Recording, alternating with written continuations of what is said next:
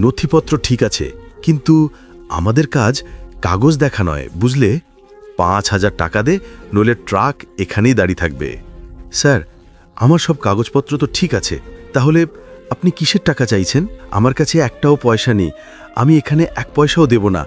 আপনি যা খুশি করুন, এটা আইনের বিরুদ্ধে যেভাবে আপনি ঘুষ নিচ্ছেন। সংশোধন করুন, নইলে আমি আপনাদের সবাইকে কোর্ট পর্যন্ত নিয়ে যাব।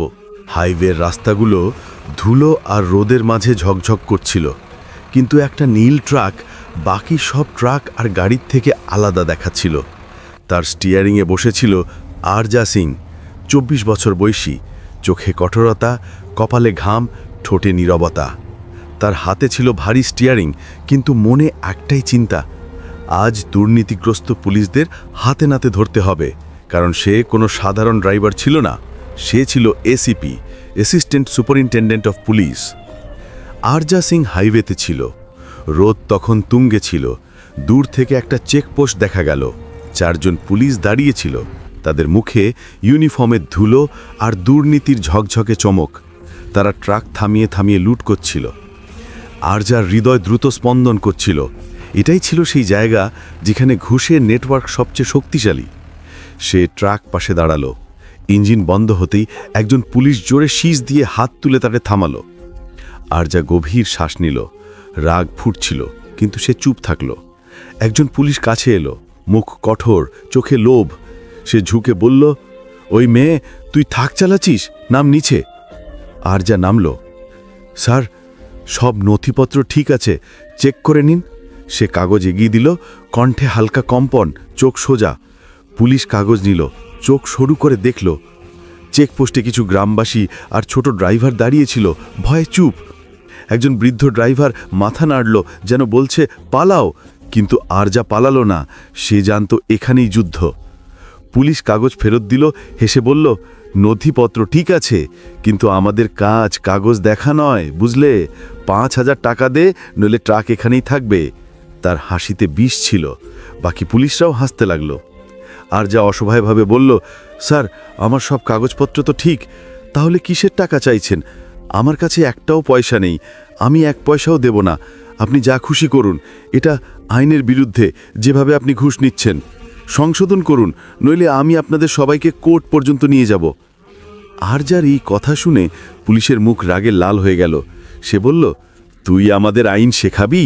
তোর অওকাত কি আমাদের সামনে? বেশি বললে এখন এমন ভার খাবি যে স্টিয়ারিং ধরার মতো অবস্থা থাকবে না। এখন বাজে কথা না বলে তাড়াতাড়ি টাকা বের কর, নইলে ট্রাক এখানে ফেলে চলে যা। পুলিশের এই অসভ্যতা দেখে আরজার রক্ত ফুটে উঠল। সে চুপ থাকল। রেকর্ডিং ডিভাইস চালু ছিল। আবার সে বলল, স্যার প্লিজ, টাকা কোথায় পাবো?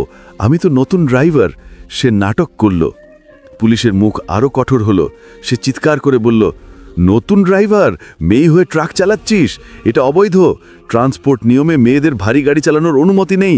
গাড়ি জব্দ করব, জেলে ঢোকাবো। ৫,০০০ টাকা দে, নইলে তোর ট্রাকের কবর খুঁড়ব। তার কথায় লিঙ্গভিত্তিক পক্ষপাত আর দুর্নীতির ভিন্ন মিশ্রণ ছিল। আরেকজন পুলিশ বলল, মেয়েদের রাস্তায় নয়, বাড়িতে রুটি বেলা উচিত। পুলিশ ইশারা করল, তল্লাশি দেখো এ ড্র্যাগ নিয়ে যাচ্ছে কিনা। একজন আরজার পার্স ছিনিয়ে নিল, আরেকজন ব্যাগ খুলতে লাগলো। আরজার হৃদয়ে ধকধক করছিল। পার্সে ফোন, ওয়্যারলেস মাইক, ট্র্যাকার ছিল। যদি তারা গভীরভাবে দেখে তাহলে পুরো পরিকল্পনা ব্যর্থ হবে। সে ভাবছিল, তখনই একজন পুলিশ জিজ্ঞেস করল, এটা কি? পুলিশ একটা ছোট ডিভাইস বের করল। আরজা ভাবল, এবার ফেঁসে গেলাম। ট্র্যাকের তল্লাশি শুরু হলো। তারা কেবিনে উঠল, জিনিসপত্র নাড়াচাড়া করতে লাগলো। আরজার শরীর থেকে ঘাম ঝরছিল। আরজা হার মানল না।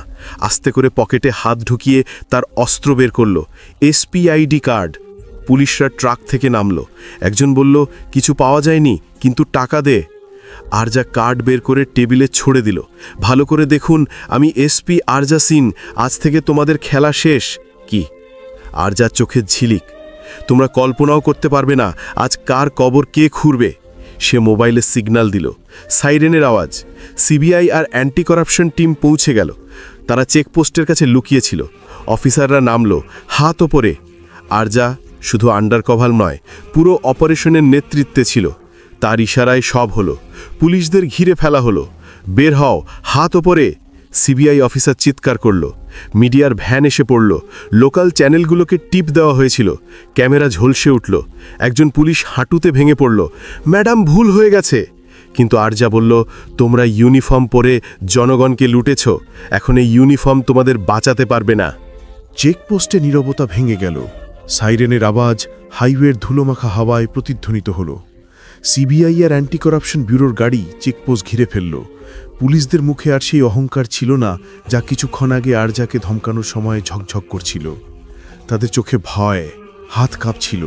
হাত করার ঝনঝনানি হাইওয়ের নীরবতা ছিন্ন করল। মিডিয়ার ভ্যান ক্যামেরা নিয়ে প্রস্তুত ছিল। ব্রেকিং নিউজের টিকার স্ক্রিনে ঝলকাতে শুরু করল। আরজা সোজা দাঁড়িয়েছিল, তার চোখের রাগ এখন তৃপ্তিতে পরিণত হয়েছিল। সে আরও একবার পুলিশদের দিকে তাকালো এবং বলল, তোমরা ইউনিফর্মকে কলঙ্কিত করেছ, কিন্তু আজ থেকে এই হাইওয়েতে লুটের খেলা শেষ। তার কণ্ঠে শীতলতা ছিল, কিন্তু শব্দগুলো তলোয়ারের মতো ধারালো। সিবিআই অফিসার রমেশ শর্মা দ্রুত এগিয়ে এলেন। তার সঙ্গে আরও 4 জন অফিসার ছিলেন, যাদের হাতে রেকর্ডিং ডিভাইস আর প্রমাণের ফাইল ছিল। এই প্রমাণে তোমাদের প্রতিটি কুকর্ম রেকর্ড হয়েছে, ঘুষ নেওয়া থেকে ড্রাইভারদের ভয় দেখানো পর্যন্ত।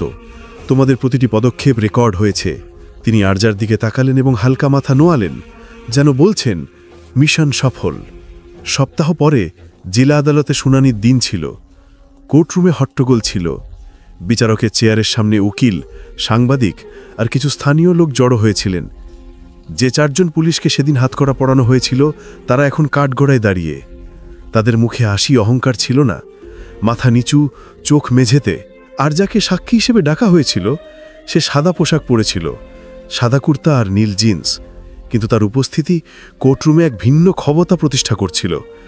বিচারক তাকে দেখে বললেন, এসপি আরজা সিং, আপনি যে প্রমাণ পেশ করেছেন তাই মামলাকে খুব শক্তিশালী করেছে, কিন্তু আমরা আপনার পুরো গল্প শুনতে চাই। আরজা শান্ত কণ্ঠে বলতে শুরু করল, মহাশয়, আমি ট্রাক ড্রাইভার সে দেশেই চেকপোস্টে অপারেশন চালিয়েছিলাম, কারণ আমরা জানতাম সেখানে দুর্নীতির একটা বড় নেটওয়ার্ক আছে। এই পুলিশরা শুধু ঘুষ নিত না, ড্রাইভারদের ভয় দেখাতো, বিশেষ করে মহিলাদের।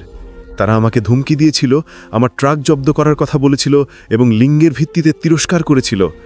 কিন্তু তাদের প্রতিটি শব্দ, প্রতিটি ধমকি আমার লুকোনো রেকর্ডিং ডিভাইসে ধরা পড়েছে। সে টেবিলে রাখা প্রমাণের দিকে ইশারা করল, অডিও রেকর্ডিং, ভিডিও ফুটেজ আর সাক্ষীদের বয়ান। প্রসিকিউটর কোর্টে অডিও চালালো। পুলিশের কণ্ঠ ভেসে উঠল, মেয়ে হয়ে ট্রাক চালাচ্ছিস, এটা অবৈধ, 5,000 টাকা দে, নইলে গাড়ি জব্দ করব। কোর্ট ঘরে নীরবতা নেমে এলো।